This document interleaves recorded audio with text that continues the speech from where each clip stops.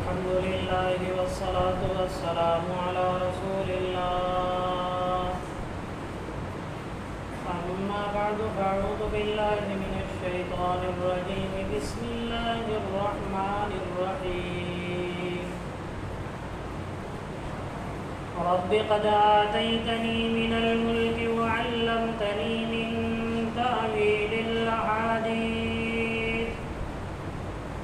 فاطر السماوات والأرض أنت ولي في الدنيا والآخرة توفني مسلما وألحقني بالصالحين. ذلك من أنباء الغيب نوحيه إليك وما كنت لديهم إذ أجمعوا أمرهم وهم يمكرون.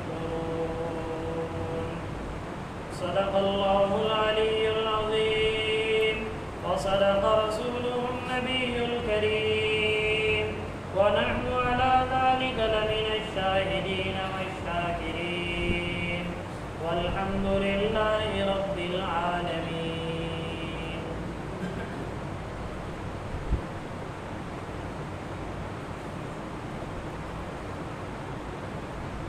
گزشتہ بات یہاں تک آئی تھی کہ حضرت یعقوب علیہ نبینا علیہ السلام مع اہل و عیال یہ سرزمین مصر پہنچ چکے، جن میں ان کے 10 بچے، 2 تو پہلے سے یہاں پر تھے اور 10 بچوں کی اولادیں، اس طریقے سے ملا کر 93 لوگ 93 یہ لوگ سرزمین مصر میں آ گئے. حضرت یوسف علیہ نبینا علیہ السلام نے ان کا خوب استقبال کیا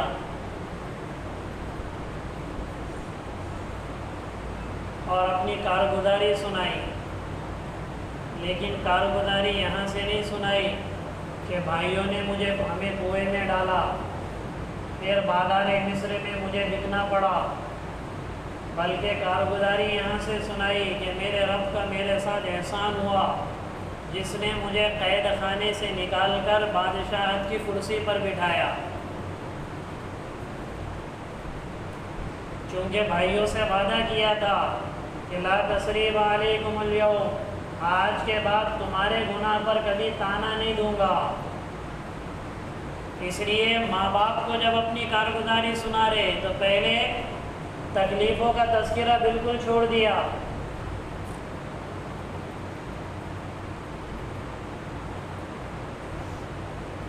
اور پھر ایک احسان یہ بھی یاد دلایا کہ اللہ نے تمہارے ساتھ ایک معاملہ یہ کیا کہ دیہات سے نکال کر تمہیں شہر میں لایا. گزشتہ رمضان سے پہلے یہ بات بتائی گئی تھی، اللہ نے سارے نبیوں کو شہر میں ہی بھیجا ہے. جو بھی نبی دنیا میں آئے ہیں، نبی بنے ہیں، وہ دیہات میں نبی نہیں بنے ہیں، بلکہ ان کو شہروں میں لا کر ہی اللہ نے نبوت دی. یہ بھی اللہ نے احسان جتلایا یوسف علیہ نبینا علیہ السلام کے ذریعے کہ تم کو دیہات سے نکال کر شہر میں لایا، اور اس کا سبب بتایا کہ یہاں پر لانے کی بڑی وجہ بھائیوں کے آپس میں اختلاف تھا. یہ ظاہری سبب ہے، لیکن ان ربی لطیف لما یشاء، اللہ تو بڑا لطیف ہے، باریک بھی ہے.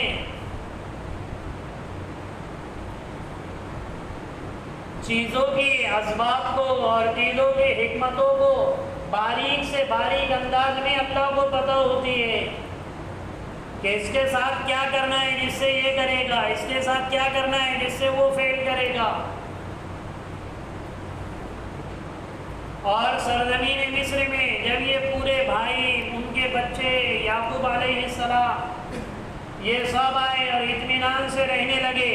تقریباً بعض مفسرین نے فرمایا 24 سال اور اکثر مفسرین نے لکھا ہے 17 سال.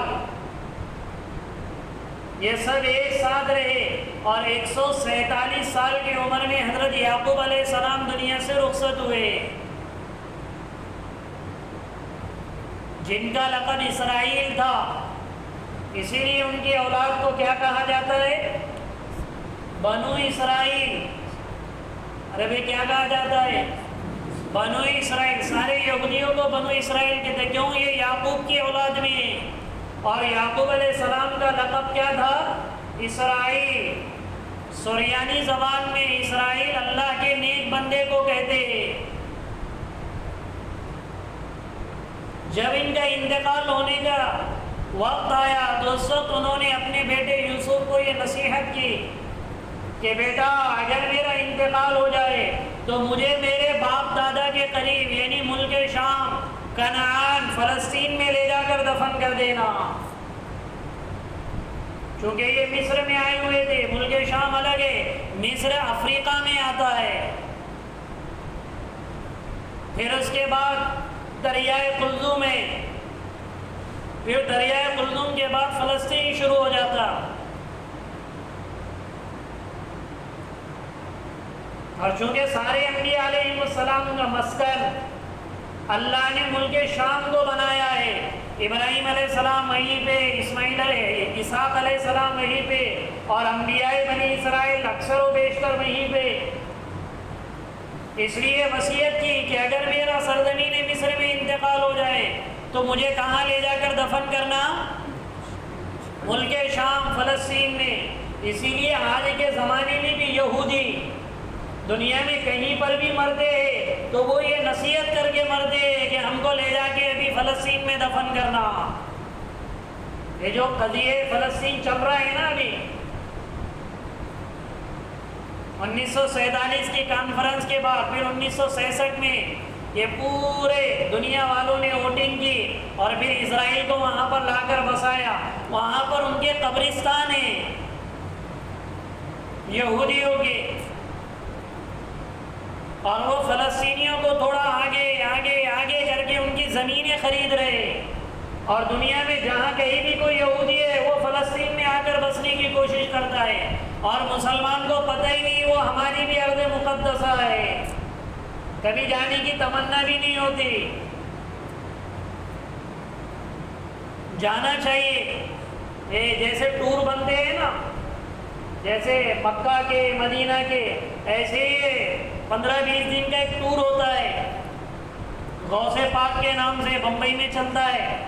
بہت سارے ٹور، ہمارا بھی تھا ارادہ لیکن کسی وجہ سے پاسپورٹ واپس آ گیا، جس میں وہ لوگ فلسطین، عراق، اردن اور سیریا، یہ 4 ملک لے کر جاتے، تقریباً 1-1.25 لاکھ میں یہ ہو جاتا، 15 سے 20 دن، جس میں مسجد اقصیٰ، انبیاء علیہ السلام کا مدفن، پھر یوسف علیہ السلام کے جو چیزیں، پھر اس کے بعد ایوب علیہ السلام والا چشمہ، پھر اردن میں جہاں پہ اصحاب کہف وغیرہ کے مورخین نے نقل کیا ہے، پھر عراق میں وہ امام ابو حنیفہ رحمۃ اللہ علیہ کی قبر اور حضرت علی وغیرہ، یہ ساری چیزوں کو بتاتے۔ تو آج ہمارے زمانے میں یہ یہودی دنیا سے نکل کر وہاں پر آ رہے اور وہاں کی زمینیں خرید رہے، جس کو کہتے وہ ہیکل سلیمانی۔ مسجد اقصیٰ کو کیا کہتے ہیں؟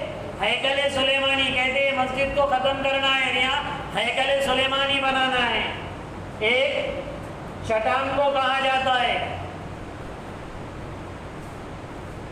مسجد اقصیٰ، ایک ایسی جگہ ہے جو تینوں چاروں مذہب کے لوگ، عیسائی بھی وہاں آتے، یہودی بھی وہاں، اور مسلمانوں کے لیے بھی وہ متبرک اور مقامات مقدسہ میں آتا ہے۔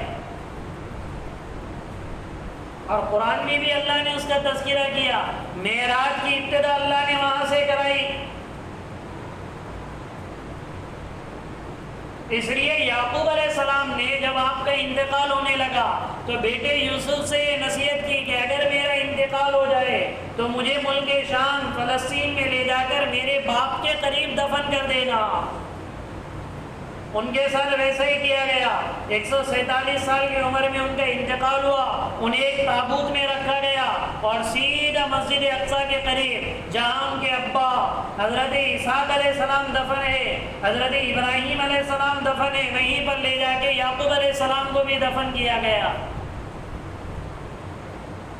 پھر چند ہی سال گزرے تھے کہ حضرت یوسف علیہ السلام کے بھی انتقال کا وقت قریب آیا۔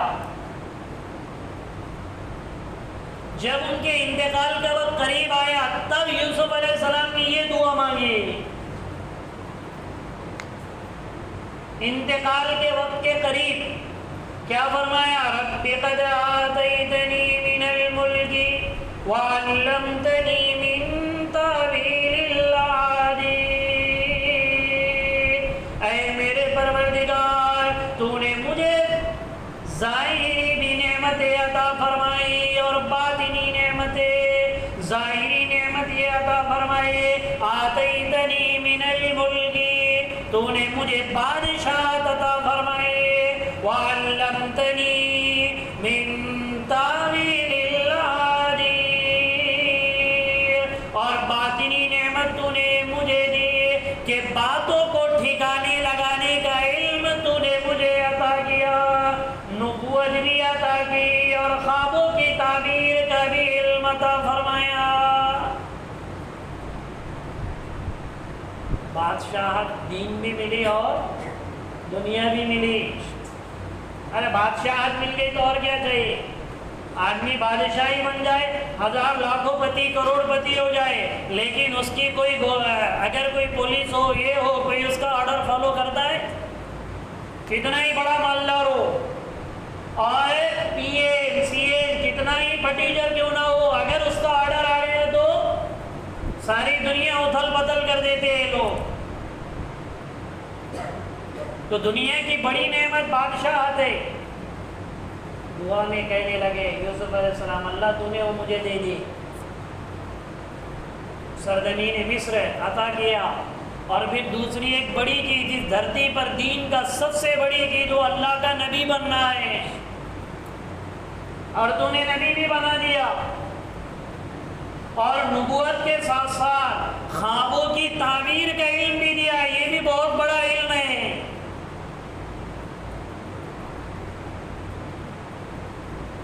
خوابوں کی تعبیر، جو آدمی خواب میں نظر دیکھتا ہے وہ عالمی مثال میں ایک شکل اس کے ذہن میں آتی ہے، آیا اس کی حقیقت کیا ہے یہ اللہ ہر ایک کو نصیب نہیں کرتا ہے، اور وہ یوسف علیہ السلام کو اللہ نے عطا کی۔ تو آخری عمر میں دعا مانگ رہے کہ تو نے مجھے بادشاہت بھی عطا فرمائی اور باتوں کو ٹھکانے لگانے کا علم بھی عطا فرمایا۔ فاطر السماوات والارض، اے آسمان اور زمین کے پیدا کرنے والے، انت ولی فی الدنیا والآخرہ، تو میرا دوست ہے دنیا میں بھی اور آخرت میں بھی، دنیا میں بھی کام تو ہی بنا رہا ہے اور آخرت میں بھی کام تو ہی بنائے گا۔ اشارہ دے رہے اللہ کو دعا میں، مالک جیسا دنیا میں تو نے مجھ پر نعمتوں کی بارش کی، اللہ آخرت میں بھی مجھ پر نعمتوں کی بارش فرمانا۔ اور ہو سکتا نبوت مل گئی یا آدمی نیک ہو گیا، نبی ہے نا، لیکن دیکھو اس نے خاتمہ کی دعا مانگ رہے، خاتمہ بالخیر کی، کیونکہ موت کے وقت پتہ نہیں موت کس کی کس حال میں آئے گی۔ یہاں تو بڑے ڈھینگے آتا ہے آدمی،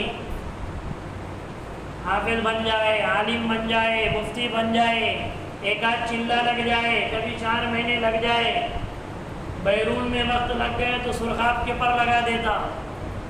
تو کبھی کبھی آدمی یعنی نیک نہیں کہ حاجی اگر ہو گیا، حج کر کے آیا تو زمین پہ پیر نہیں ٹیکتا، عمرہ کر کے آیا تو ناتا پور کے باہر ہی گھومتے رہتا۔ کہ جتنی بھی نیکی کی شعبے ہیں، آدمی کو یہ نیکی کے شعبے موت کی یاد بھلا دیتے ہیں کہ موت کے وقت پتہ نہیں کیا ہوگا۔ اسی لیے جن کو نیکی پر، علم پر، دولت پہ غرور انہی لوگوں کو ہوتا ہے جسے موت کے وقت کا پتہ نہیں ہوتا۔ کہ میری موت کس حال میں آنے والی ہے. اگر ایمان اعمال کے ساتھ آ گئی تو بڑی اچھی بات ہے، اور اگر ایمان اعمال کے ساتھ نہیں آئی تو پھر اللہ ہم سب کی حفاظت فرمائے. اس لیے دعا مانگ رہے توفنی مسلما والحقنی بالصالحین. میرا اللہ مجھے مکمل تابعداری کی حالت میں مجھے وفات عطا فرما، تیری اطاعت میں ہی مجھے موت آئے. حالانکہ ایک مرتبہ اللہ کسی کو نبی بنا دے، اس سے نبوت چھینے گا؟ ارے نبی بنے ہیں نا، تو نبوت کیسے چھینے گا اللہ وفات کے وقت؟ لیکن پھر بھی ڈر رہے اللہ موت دے تو ایمان کی حالت میں دے. اور فرمایا والحقنی بالصالحین، اور مجھے نیک لوگوں میں شامل فرما. یعنی یہ بتا رہے کہ اللہ میں نیک نہیں ہوں لیکن نیکوں کے ساتھ مجھے شامل کر دے. یہ ہمیں دعا کا طریقہ بتا رہے. دعا میں آدمی اپنے آپ کو بالکل چھوٹا بنا دے. نبی ہو کر کہہ رہے اللہ مجھے نیکوں کے ساتھ شامل فرما، یعنی کہہ رہے میں نیک تو نہیں ہوں نعوذ باللہ، حالانکہ ہم نبی ہے.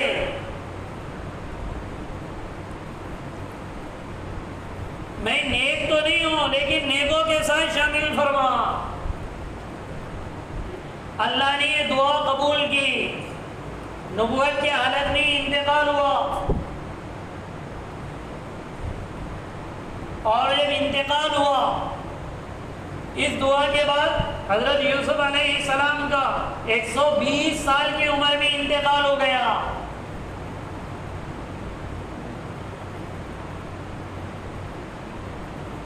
ان کی بھی نصیحت یہ تھی کہ جب میرا انتقال ہو جائے تو مجھے کہاں لے جانا؟ ملک عربی. سن رہے کیا؟ سو رہے ہیں آپ اس سے ساتھی؟ ہاں سونے کا نہیں، دو دانوں بیٹھو اگر نیند آ رہی ہوں گی تو. یا تو تیتر بٹر سمجھ میں آئے گا نہیں کیا؟ خالی بولے تاں کا اور با کا فرق ہے. ناجائز بولتے ٹائم نا کے ٹائم اور جائز کے ٹائم اڑ جاتے. مفتی صاحب سے سنا میں نے، وہ جائز بولے انہوں نے. کس سے سنا؟ مفتی صاحب سے. مگر وہ نہ بولتے ٹائم یوں تھے اور جائز کے ٹائم آنکھیں کھولنی تھی. اس لیے بھی دھیان سے سنو. انہوں نے بھی وصیت کی کہ مجھے بھی سرزمین مصر لے جاؤ، لیکن لے جا نہیں سکے. ان کی چونکہ اس سے پہلے یہ بات بتائی گئی پورے واقعے میں، زلیخا سے بعد میں نکاح ہو گیا تھا حضرت یوسف علیہ نبینا علیہ السلام کا، جس سے 2 بیٹے اور 1 بیٹی پیدا ہوئی. دونوں ایک بیٹے کا نام افرایم تھا، دوسرے بیٹے کا نام معیشہ تھا، اور بیٹی کا نام رحمت تھا. رحمت کا نکاح بعد میں چل کر حضرت ایوب علیہ السلام سے ہوا، رحمت کا نکاح. اور افرایم کے خاندان میں بعد میں یوشع بن نون پیدا ہوئے جو موسیٰ علیہ نبینا علیہ السلام کے بعد نبی بنائے گئے. تو 2 بیٹے اور 1 بیٹی بی بی زلیخا سے پیدا ہوئے تھے. انتقال جب ہوا تو نعش کو لے جا نہیں سکے، تو یوسف علیہ نبینا علیہ السلام کے نعش کے ساتھ مفسرین نے لکھا ہے تو ہر محلے والا جھگڑنے لگا کہ یہاں دفن کیا جائے، وہ کہنے لگے وہاں دفن کیا جائے، یہ کہنے لگے. تو مشورہ یہ ہوا کہ چلو دریائے نیل کے پاس دفن کیا جائے. دریائے نیل کے دائیں طرف جب یوسف علیہ السلام کو تابوت میں رکھ کے دفن کیا گیا تو دریائے نیل کے دائیں طرف کا حصہ سرسبز و شاداب ہو گیا، ہریالی شروع ہو گئی بغیر پانی کے، اور ادھر سوکھا ہونے لگا. تو وہاں سے پھر وہ تابوت نکالا گیا، دریائے نیل کے بائیں طرف دفن کیا گیا. تو پھر بائیں طرف سرسبزی و شادابی شروع ہو گئی اور دائیں طرف سوکھ گیا. پھر بڑے بوڑھے لوگوں نے کہا کہ ارے دریائے نیل کے بیچ میں دفن کر دو تاکہ پورا مصر سرسبز و شاداب رہے۔ پھر یوسف علیہ السلام کے تابوت کو بالکل زمین دریا کے بیچوں بیچ دفن کیا گیا۔ پھر ان کی نسل میں انبیاء آئے، آتے گئے انبیاء بنی اسرائیل۔ پھر اس کے بعد موسیٰ علیہ السلام نبی بنائے گئے۔ قوم عمالقہ کی حکومت آئی، فرعون جس کو کہتے، وہاں کے ہر بادشاہ کو فرعون کہتے تھے۔ موسیٰ علیہ السلام کے زمانے کا جو فرعون تھا وہ تو ایک خاص نام ہو گیا، ورنہ ہر وہاں کے بادشاہ کو فرعون کہا جاتا تھا۔ جب موسیٰ علیہ السلام کو اللہ پاک نے حکم دیا کہ تم سرزمین مصر چھوڑ کر کہاں چلے جاؤ، ملک شام چلے جاؤ، اس وقت ان کے ساتھ 6,90,000 لوگ تھے بنی اسرائیل کے۔ جب مصر آئے تھے تو کتنے تھے؟ ارے بھائی کتنے تھے؟ ارے جب مصر آئے تھے تو کتنے تھے؟ 93۔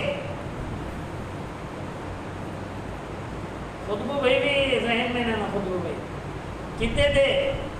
93۔ اب جب موسیٰ علیہ السلام کو حکم دیا جا رہا ہے کہ اب جاؤ تمہاری سرزمین میں، دریائے قلزم پار کر کے، اس وقت جب بنی اسرائیل جو یعقوب علیہ السلام کے اولاد تھی، 93 کے کتنے ہو گئے؟ وہ 6 لاکھ۔ ایک روایت کے مطابق 6,70,000 اور دوسری روایت کے مطابق 6,90,000۔ ہم دو ہمارے دو والے رہے ہوتے تھے تو ہم دو ہمارے دو تربیت نہیں ہوتی، بولے جو ایک 10 کی تربیت نہیں کرے گا 2 کی کیا تربیت کرے گا؟ اور وہ 2 ہی بے ترتیب نکل کے کبھی نلے پہ بیٹھ گئے تو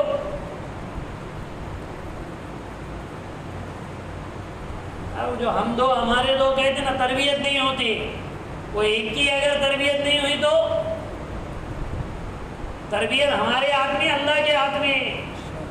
اسباب اللہ نے ہم کو دیے، تربیت کرنے پر آئے تو اللہ بغیر باپ بغیر نبی کی تربیت کرنے پر قادر ہے، جیسے اسماعیل علیہ السلام کی تربیت کرائی اللہ نے۔ جب ابراہیم علیہ السلام نے خواب دیکھا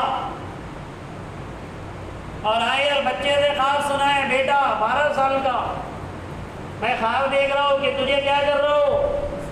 ذبح کر رہا ہوں۔ ہمارے تمہارے جیسا اگر ہوتا تو کیا کہتا ہوتا؟ بیٹے باپ اگر بیٹے کو کہا ہوتا کہ میں تمہیں ذبح کر رہا ہوں تو کیا کہا ہوتا تھا؟ بیٹا ابا تم کو موغلے کے پاس بتانے کا ہے، میرا جانت نہیں ہو رہا بیڑ کو۔ کون سے ڈاکٹر کے پاس؟ موغلے ڈاکٹر کے پاس، میرا جانت نہیں ہو رہا بیڑ کو۔ وہ 12-13 سال کا بچہ کہہ رہے ابا تمہارا خواب کوئی عام انسانوں کا خواب نہیں، اللہ کی وحی ہے، تم مجھے ذبح کر دو۔ یہ تربیت کس نے کی؟ 12 سال میں۔ اور نہیں اگر تربیت کرنے پر آئے تو سامری 16ویں پارے میں جس کا تذکرہ ہے، پورے 6 لاکھ بنی اسرائیل کے گمراہی کا سبب بنا، جو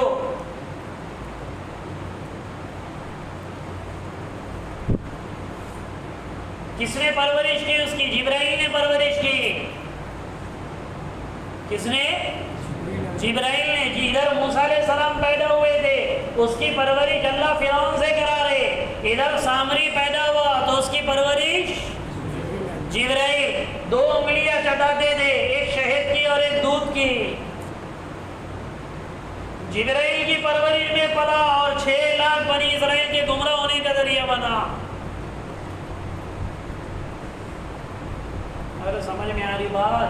یہ نہیں کہ ہم دو ہمارے دو تربیت کرنا ہے، تربیت اللہ کریں گے۔ تو جب یہ جانے لگے تو 6,70,000 بنی اسرائیل گئے۔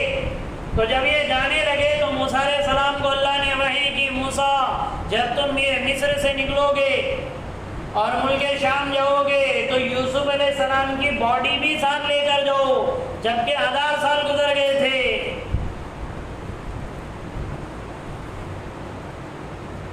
اب ڈھونڈ رہے، تلاش کر رہے تو ایک بڑھیا کہنے لگی، بہت بوڑھی ہو گئی تھی، وہ کہنے لگی مجھے پتہ ہے کہ یوسف علیہ السلام کہاں پر دفن ہے، اس شرط کے ساتھ میں بتاؤں گی کہ تم مجھے بھی یہاں سے لے کر جاؤ گے۔ گڑیا کو ڈروں گا، چھوڑ کے جاتے کہیں گی نہیں، شرط لگائی اس نے کہ اگر ساتھ لے جائیں گے تو پتہ بتاؤں گی۔ تب اس نے بتایا کہ دریائے نیل کے بیچوں بیچ ان کا تابوت دفن ہے۔ پھر وہ اندر گئے، واللہ عالم کیسے گئے ہوگے، اس تابوت کو نکالا اور پھر تابوت لے کر موسیٰ علیہ السلام پھر ساتھ گئے،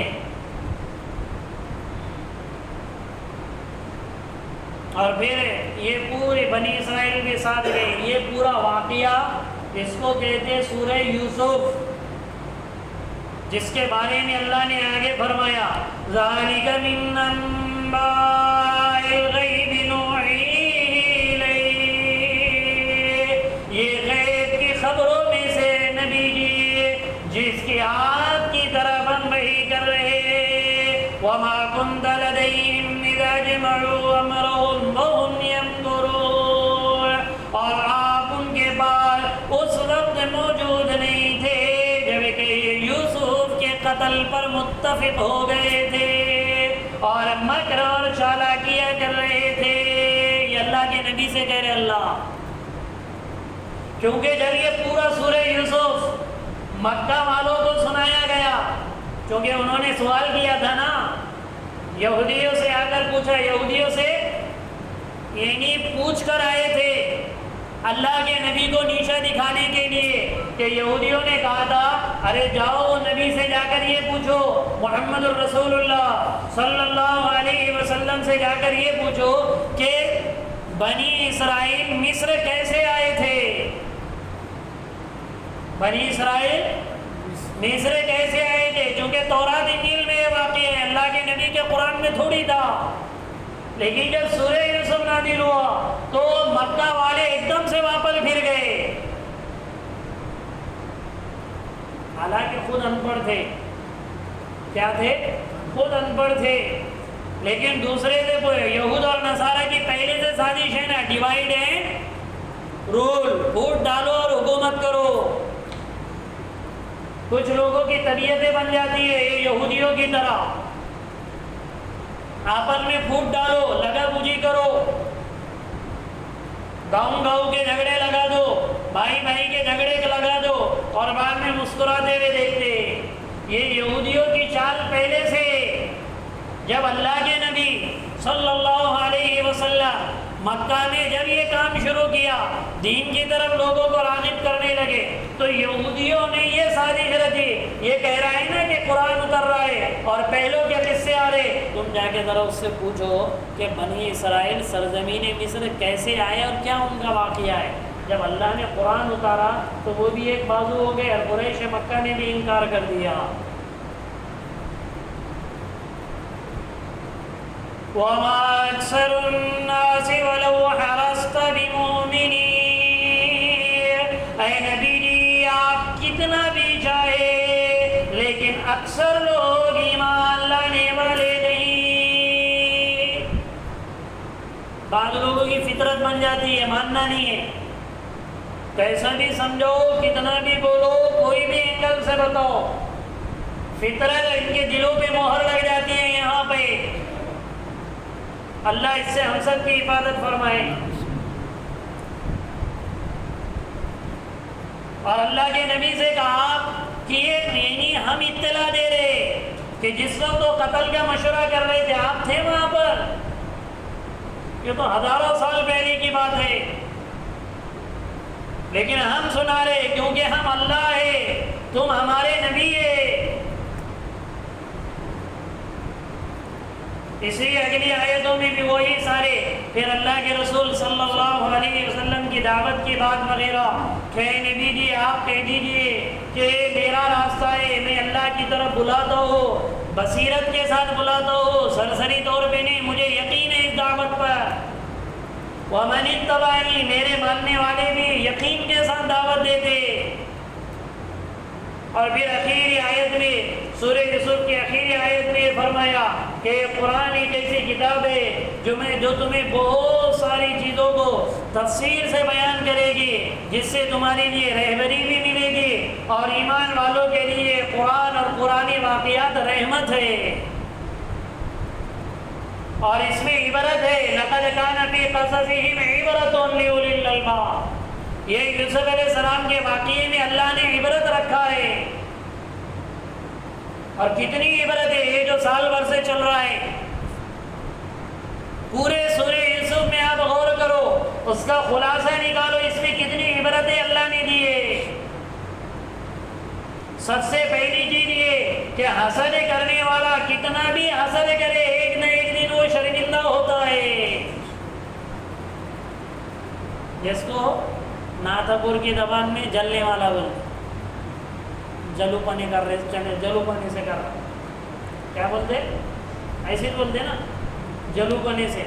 تو یہ جلو پنے کرنے والے ہمیشہ جلتے ہی رہتے، دوسری ٹال کس کا بنایا یار انہیں، کیا بولتے، عربی کیا بولتے، دوسری ٹال کس کا بنایا، اس کو سلام زیادہ کیوں کر رہے ہیں لوگ، اس کے بعد پیسے کہاں سے آ رہے،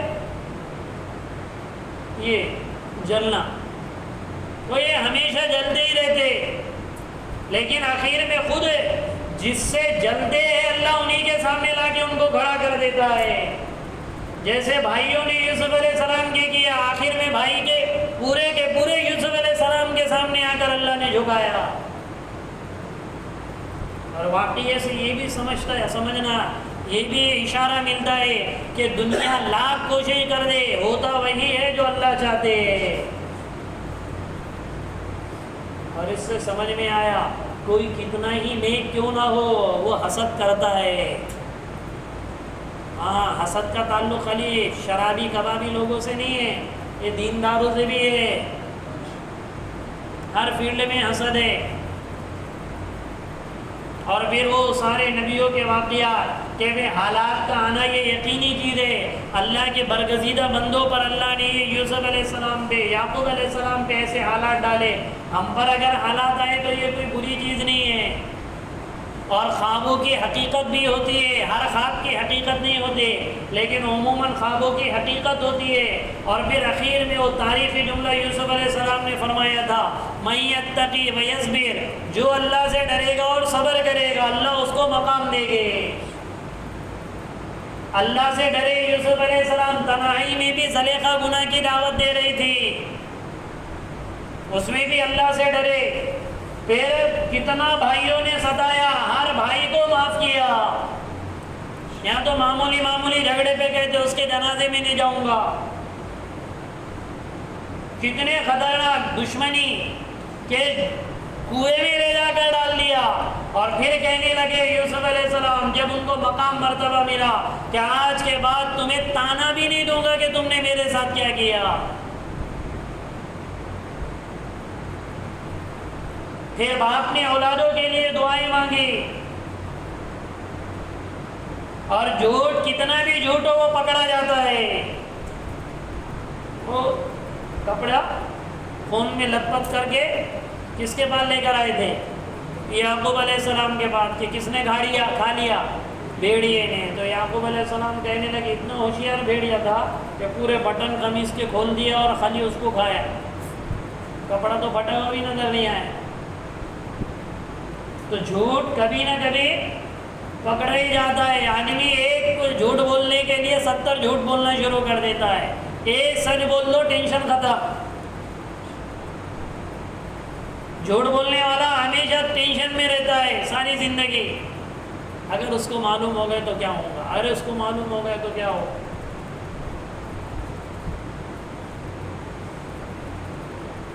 اس لیے پورے واقعے میں عبرت، اللہ نے عبرت ہے ایمان والوں کے لیے۔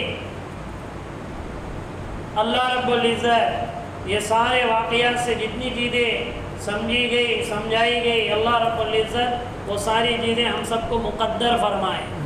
آئندہ انشاءاللہ سورہ کہف کی تفسیر کریں گے اگلے بار۔